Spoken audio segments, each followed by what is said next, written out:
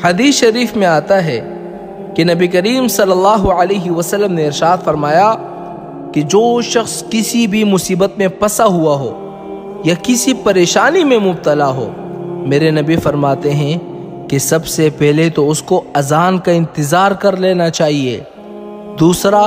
جب اذان ہو رہی ہو تو اس اذان کا جواب دے، اور تیسرا میرے نبی فرماتے ہیں کہ جب اذان ختم ہو جائے، میرے نبی فرماتے ہیں کہ میں تمہیں ایک ایسی دعا سکھلاتا ہوں، اذان ختم ہونے کے بعد وہ دعا جب تم پڑھ لو گے اور اس دعا کے پڑھنے کے بعد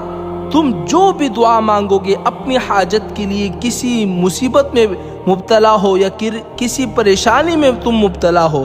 اگر تم وہ دعا پڑھنے کے بعد جو بھی دعا کرو گے، میرے نبی فرماتے ہیں تمہاری ہر حالت میں وہ دعا قبول کی جائے گی۔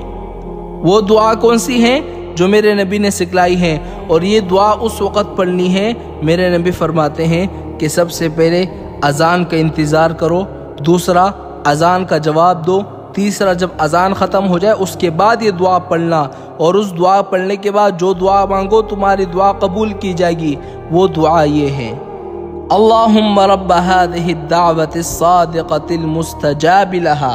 دعوة الحق وکلمة التقوى احینا علیہا وامتنا علیہا وابعثنا علیہا واجعلنا من خیار اہلہا احیاء وامواتا۔ یہ وہ دعا تھی جو شخص اذان ہونے کے بعد یہ دعا پڑھ لیتا ہے، اور دعا پڑھنے کے بعد اپنے لیے جو بھی دعا کرے، کسی کے لیے بھی دعا کرے،